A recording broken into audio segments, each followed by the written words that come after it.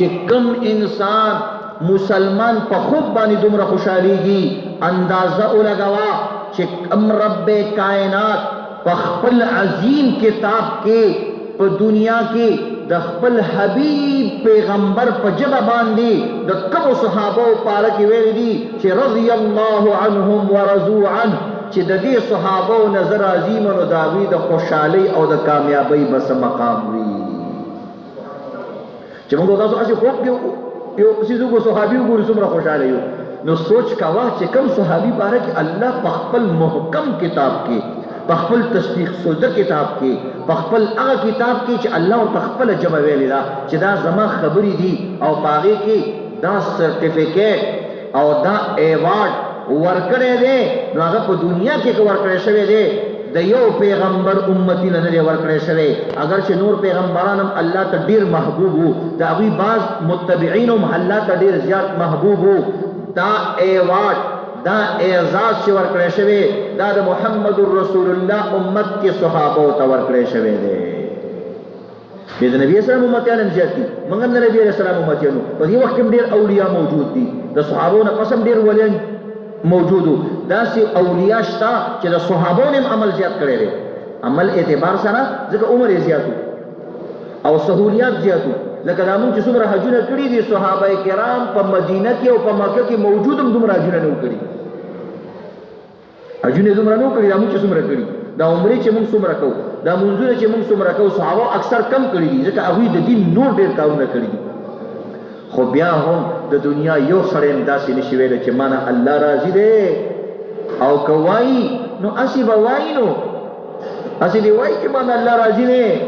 واحد صحابه کرام دي چې هغوی دا دعوه کولی شوه چې موږ د الله راضي دي ځکه دا د الله خبره ده چې الله وایي زه د دوی نه راضي یم بیا عزتمندو مرتبی وي نو په دې صحابو کې هم الله مرتبی جوړې کړي الله وی ما پیغمبرانو کې مرتبی جوړ کړي تلک الرسل فضلنا بعضهم على بعض منهم من کلم الله ورفع بعضهم درجات الله وی دا پیغمبرانو هم یو ګروپ تیر شوی دی یو لوی جماعت تیر شوی دی خو دې کې بعضې د بعضو نه ما درجې پکې ورکړي وی بعضو سره ما خبرې کړي دي وکلم الله موسی تکلیما موسی علیه السلام سره ما مثلا خبرې کړي نو دغه شان عزتمندو د نبی علیه الصلاۃ والسلام چې کوم امتیان دي هغه هم ټول پټول برابر نه دي یو اولین والاولین السابقون السابقون الله قرآن کې وایي دا نبی السلام سره چې کوم نږدې خلک دي وایي ما هغه خو بیل خلک دي نو السابقون السابقون هغه مخکینی خو مخکینی دي که نه یو سړی چې ډېر دغه شي که نه څوک ورته چې ډېر بره ورسېږي ډېر ترقي وکړي چې څوک د هغه نوم ځي پرېږده بڼه بس هغه څه یادې بس هغه خو رسېدلی سړی دی نو د هغه مثال موږ له څه له راکړې یو سړي ته ته ووایې که نه چې د فلاني په شان شه مړه فلانکې خو فلانکې دی که نه نو الله رب العزت قرآن پاک کې څه وایي موږ تاسو ته وایي چې د نبي اسلام ټول امتیان دي خو والسابقون السابقون هغه مخکیني خلک خو مخکیني دي نو دا څومره بهترین انداز دی الله همدغه زموږ په ژبه کې موږ سره زموږ په طریقې چې موږ پې پوهېږو هغه طریقې سره السابقون السابقون مړه هغه مخکیني خلک خو مخکیني دي نو هغې ته څوک رسېږي نو سوچ کوئ عزتمندو چې الله په دې انداز کې صحابه قرآن کې یاد کړي او د ټولو نه لوی ایوارډ یې ورکړی بیا په دې کې بعضې کسان داسې دي چې هغوی ته د جنت خوشحالي په دنیا کې ورکړی شوې ده یو خو د رضا ده یو د رضا نه پس هغه یقیني خبره چې د جنت ټیکټ هغه هم لس صحابه کرامو ته ورکړی شوی دی عشره مبشره عشره لس هغه صحابه چې بشارت ورکړی شوی هغوی ته د جنت بیا په دې کې د هغوی امام ابوبکر صدیق رضی الله تعالی عنه دی په دې میاشت کې د هغه وفات شوی دی مختلفو منبرونو باندې او مختلفو جلسو کې مختلفو پروګرامونو کې نن او په دې میاشت کې د ابوبکر صدیق رضی الله تعالی عنہ بعضو ځایونو کې ورځ مانځلی کېږي بعض د هغوی سیرت او صورت بیانوي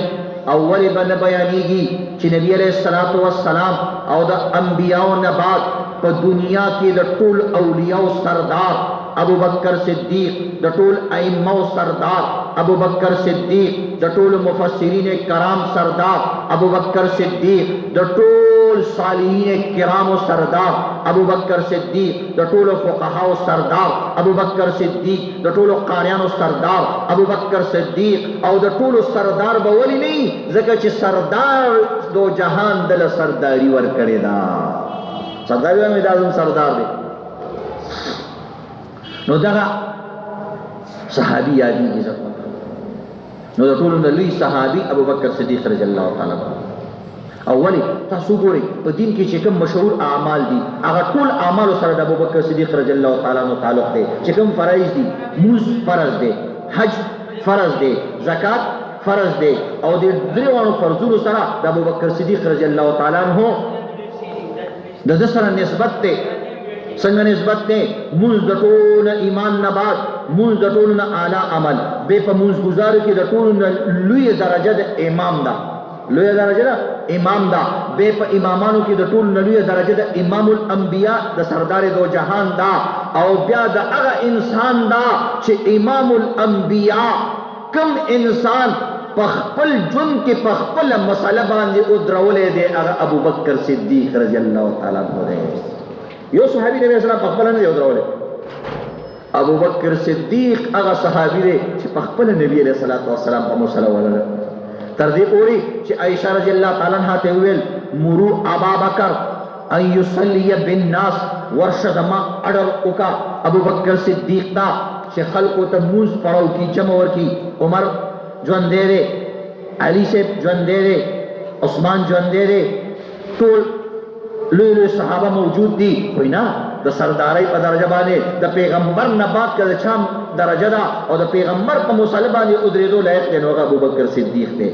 خو دا خو ډېر نرم و. عایشه رضی الله تعالی عنها ورته وایي یا رسول الله هغه ډېر نرم دله دی چې کله زه هغه ته ووایم چې سردار دو جهان وایي موږ ته ودرېږه، نو هغه چې کله ستا مسلې ته مخکې کېږي او تا په مسله باندې ونه مومي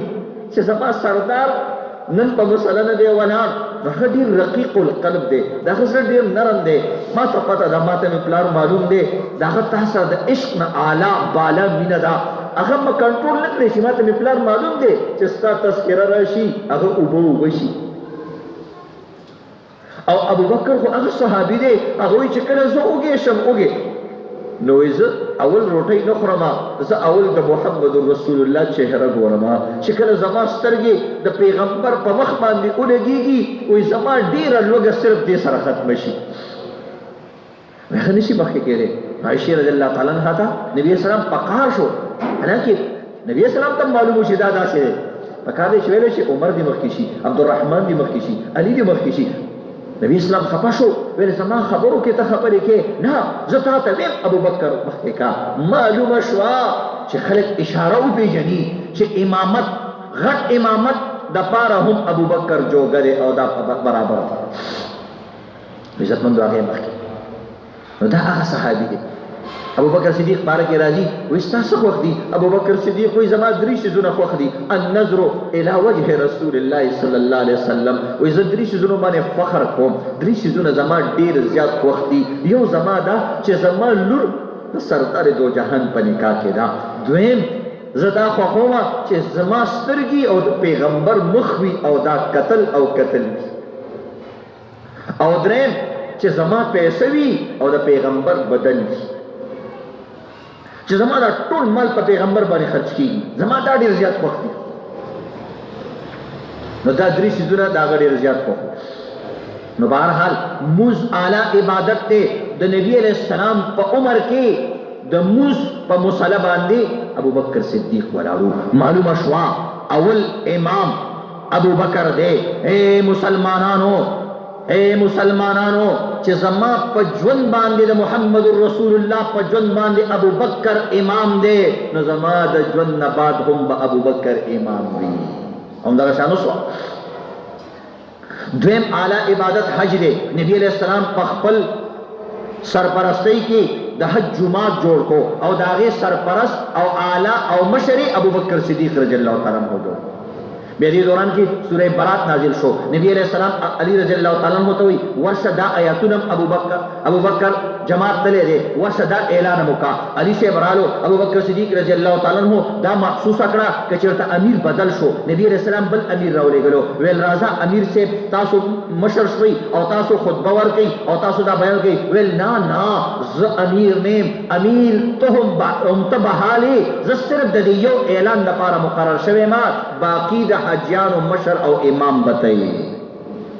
دریم زکات فرض دے دام ابو بکر صدیق رضی اللہ تعالی عنہ سره دلی تعلق دے چکل زکات فرض دے نبی علیہ السلام د دنیا نه لاړې ابو بکر صدیق رضی اللہ تعالی عنہ ډیر زیات مشکلاتو سره مخامخ شوی یو مشکل پکې داو چې خلکو بعض کسانو د زکات نه انکار وکړو ویل نه دا موږ زکات نه ورکو ابو بکر صدیق رضی اللہ تعالی عنہ خلق چې دا خو نرم دل دی زه گزاره به کی ابو بکر صدیق رضی اللہ تعالی عنہ خطبه ورکړه ویل نرمی په خپل ځای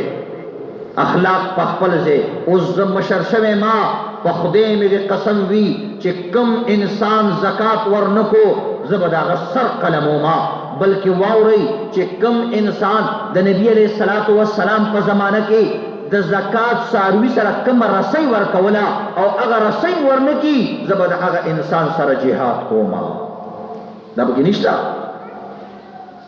نو ګوره زکات سره د ابوبکر تعلق حج سره د ابوبکر صدیق رضی الله تعالی عنہ تعلق مون سره د ابوبکر صدیق رضی الله تعالی عنہ تعلق فرائض سره چې د کوم صحابي تعلق دی هغه ابوبکر صدیق رضی الله تعالی عنہ دویم دا علم کې ډیر زیاتو علم الانساب نسب د نسب علمونه د تحصیل دا شجری چې کوم دي د ټولو عربو د ټولو قبیلو شجرو د زیات علمو بلدانه علم بایام العرب د عربو تاریخ د ډیر زیات معلوم دیو چې نبی صلی الله علیه وسلم به سره ډیر مینه کوله دا په هر شي باندې پوهیدو نبی علیہ السلام با اکثر نماز خوتن نماز خلقو سره ناستو بعضی صحابو ته به اشاره وکړه چې تراشه کله ډیر کسان کې ناستو واحد هغه صحابي چې نبی علیہ السلام به ځان نم د سره کې ناستو هغه ابو بکر صدیق رضی الله تعالی خاص مشورې به د سره کول نو دیو جن عزت مندو د ډیر لوی حیثیت ده او دا علی سے فرمای علی سے هغه خلک چې هغه علی صاحب ته اول نمبر وای او ابو بکر صدیق رضی الله تعالی عنہ ته داغه نه لاندې وای د اغوی مشر او زمن او استادو د سر تاج علی مرتضی رضی الله تعالی عنہ فرمای ویزا ابو بکر صدیق رضی الله تعالی عنہ ته حیران چې کله به نبی علیہ الصلوۃ والسلام څخه خبره کوله چې کله به څخه خبره کوله نو دا به ویل ویزو او ابو بکر او عمر پلانیزی کې ناستو زو ابو بکر او عمر پلانیزی ته روانو زو ابو بکر او عمر پلانیزی کې پلانی پروگرام کې شریک یو زو ابو بکر او عمر پلان کې کار منګه کړو چې کوم خبره به یادوله نو ابو بکر او عمر به پکې خامہ خایا وې د درجه ډیره لوی چاری شم نه تاسو کو تاسو ابو بکر صدیق رضی الله تعالی عنہ ولی امام کو نور خلق وای چې امام اول علی صاحب دی نو علی صاحب نه تاسو کوي جی تاسو ابو بکر صدیق رضی الله تعالی عنہ ولی امام کو وای من به هغه ولی نه امام کو چې زمون پیغمبر ابو بکر زمون د دین امام کړو من هغه د خپل دنیا امام هم جوړ کو ځکه چې کوم دین کې امام دی کم تقوا کې امام دی کم طهارت کې امام دی کم ایمان کې امام دی نو ایمان د دنیا نه اعلی دی دین د دنیا نه اعلی دی نو چې په اعلی کې امام دی نو په ادنا کې خو بخامخا امامي دې درجه زیاته بهرحال عزتمندو الله لوی درجه ورکړی و نبی رسول الله باندې ګران صحابي د نبی رسول الله زړه ته نږدې صحابي چې هر خبره به نبی رسول الله سره کولای شو دا هغه صحابي نبی رسول الله یو ځل اعلان وکړو چې مسجد نبوي داسې د صحابو کور نو دغه دروازې جمعه طرف ته وي نبی اسلام نن نفس ټول دروازې بندې ټول دروازې جمعه طرف ته بندې د بار طرف نه برازي نبی رسول الله الا باب ابي بکر صرف د ابو بکر دروازه به د جمعه طرف ته کولا وای اشاره شو دی خبره دا چې دا خو امام د څنګه چې د جمعه کې امام پوری دغه دروازه سو جمعه ته نه بندې نور ټول دروازې بندی وی اشاره شو دیتا چې زمانه پس به امام او مشر ابو بکر وی ځکه د دروازه بندوي او اوسه پورې غریب ډیر وخت پورې ځتمندو چې تاسو لاشي باب السلام باندې راځي د کور د چبوتري په شکل کې هغه برانډه کې او هغه شکل سنه سره درجه کې دی برقرار کړي او د جمعه طرف ته د دروازې شکل ولور کړي د جمعه طرف ته دا نور زینه د جمعه طرف ته بندي خود د دازې را شکل او ساتلې عزتمندو دا ډېره لویه مرتبه والله الله ورکړې. کله چې خلیفه کېدو د په خپل ویل ما به خلیفه کوي، وی عمر خلیفه کوي، جاه و جلال والا دی، خلق ته یې دا خلیفه کوي. یا ابو عبیده بن جراح رضی الله تعالی عنہ دا خلیفہ کوي، ځکه دته نبی علیہ السلام امین الامت ویل دي، زما د امت ایماندار سره دا دی، ویل دا مشر کوي. نو د نه ستا مرتبه ته څوک وي، والسابقون السابقون، ته خو مخکې ستا مرتبه ته څوک رسي. عزتمندو الله رب العزت ابو بکر رضی الله تعالی عنہ چې کله خلیفہ شو نو ډیر زیات یو ډېر غټې مسلې را پیښه شو. یو دا چې ارتداد، خلکو مرتد شو ډېر کسان، نو هغوی سره مقابله. بل دا د نبی علیه الصلاة والسلام یو لشکر لېږلی د نبی اسلام زمانه کې، او د هغې نه وروسته یو بله فتنه راوچته شوه د ختم نبوت یعنې خلاف. هغه دا فتنه وه چې د نبوت دعوې وشوې. نو نبی اسلام په خپل عمر کې یو وړوکی صحابي اسامه هغه سردار کړی او مشر کړی، ویل دا به ځي او د هغه خلاف مسیلمه کذاب چې چا دعوه کړې ده د هغه خلاف ما دا جنګ کوي او د هغه سر به قلمي. نو دا شروع شوه. او بل دا د مانعین زکات انکار. په دې وخت کې امت ډېر تکلیف کې یو طرف د نبی علیه الصلاة والسلام د مرګ غمونه، هلته د نبی علیه السلام اهل بیتو باندې غم، ټول صحابه هغې کې شریک وو. بل طرف ته چې فتنو ته کتل نو بعضې صحابه جذبات والو. په دې وخت کې چې کم انسان دا امت کنټرول کړو او دا صحابه کنټرول کړو، دا هغه نوم دی ابو بکر صدیق. دا ټول هر کنټرول کړو. چا ورته ویلي جي اسامه ته وایي چې ایثار شي، دا لښکر لا مه لېږه، څوک چې ختم نبوت انکار کوي هغې خلاف دا لا مه لېږه. ویل ولې؟ ویل چې نوی حکومت خلاف شوی، لږ به ځان سټیبل کړو، لږ به ځان مضبوط کړو، د هغې نه پس به بیا دا کارونه کوو که نه ټول عمر دی دې لپاره. ویل نه چې کم لښکر حضور پاک پخپل زندگی کی روان کرے دے، ابو بکر صدیق دا جرت نشی کولے چې هغه واپس کی، او که د مدینی ټول خلق څوک مړه کی او خپل ځان یاد کو کما د مدینی سپی اخری بیا به ابو بکر صدیق دا نه واپس کی. هغه ولیکل په بهرحال عزتمندو الله تعالی یو لویه مرتبه ورکړې او الله رب العزت د امت سردار جوړ. عجیب د واقعات. نبی علیہ الصلوۃ والسلام فرمائی وی اے زما امتیانو یاد لرئ په دنیا کې ما سره ډیرو خلکو ښېګړې کړې دي، ما دنیا کې د هغه خلکو د ښېګړو بدله ورکړې ده. صرف ابو بکر صدیق داسې یو کس دی چې زه د ده د بدلې په دنیا کې نشم ورکولی. دومره ښېګړې د ما سره کړي چې د ده ښېګړې زه بدلې نشم ورکولی، او د ده ښېګړې ما په آخرت کې زما رب ابو بکر صدیق له ورکوي. دومره اے ربا ای صدیق ما سره دومره ښه کړي چې زما جوړې کې دومره څه نشته چې زه دله ورکړم. حالانکې نبي علیه السلام له به الله څومره لوی بادشاہت ورکی، ولسوف یعطیک ربک فترضا. الله خپل پیغمبر ته یې پیغمبره د قیامت په ورځ خو چې ته څه غواړې موږ به تاله درکړو. بیا به رب کائنات ابو بکر صدیق الله ته پیش کړي چې دا زما هغه صحابي دی چې د په هره ګړۍ کې، په هر ساعت کې، په سختۍ کې، په نرمۍ کې، په خندا کې، په جړا کې، په سفر کې، په حضر کې، په هر ځای کې زما په کار راغلی دی. زه ته له بدله نشم ورکړی، ربه زما ته دله بدلې ورکړي. دنیا کې نبی اسلام دوه ډېر اعلی سفرې کړي دي، مشهوري سفرې. یو د معراج سفر، یو د هجرت سفر. دا ډېر اعلی دی. یو د معراج سفر، یو د هجرت سفر. د معراج په سفر باندې نبی علیہ السلام سره حضرت جبریل رضی الله تعالی عنہ، او د هجرت په سفر باندې په ټولو صحابه کرامو کې دا اعزاز ابو بکر صدیق رضی الله تعالی عنہ ته ملاو شو. بیا لږ فرق وګوره. حالانکه د معراج په سفر کې څومره عجیب فرشته ده چې په یو وزر باندې دا ټول کائنات اوچتولی شي. په یو وزر باندې جبریل علیہ السلام دا ټول کائنات ووانه ځمکې اسمانونه دا اوچتولی شي. دومره عظیمه فرشته د معراج په سفر روانه ده، خو چې کله سدرة المنتهی ته ورسېدله سټاپ ودرېده، اشاره شوه. نبي علیہ السلام وایي جبریله یارانه به نیمه لار کې نه پرېږدې، ولې وروسته کېږې؟ ورته یا محمد تا ته څه پته ده خو الله تعالی ډېر لوی مقام را کړی دی که د دې نه مخکې زه ځمه زه سوځمه مخکې زما طاقت نشته زه به دې ځای کې پاتې کېږم مخکې زه نشم تللی راشا جبریل په نیمه لار کې د نبی علیہ السلام نه پاتې شو ابو بکر صدیق رضی الله تعالی عنہ ته وګوره چې اول ورځې کلمه ویلې ده نو تر قیامت پورې چې نبی علیہ السلام را پاسیږي هم بدن ابو بکر صدیق په غیږ کې را پاسیږي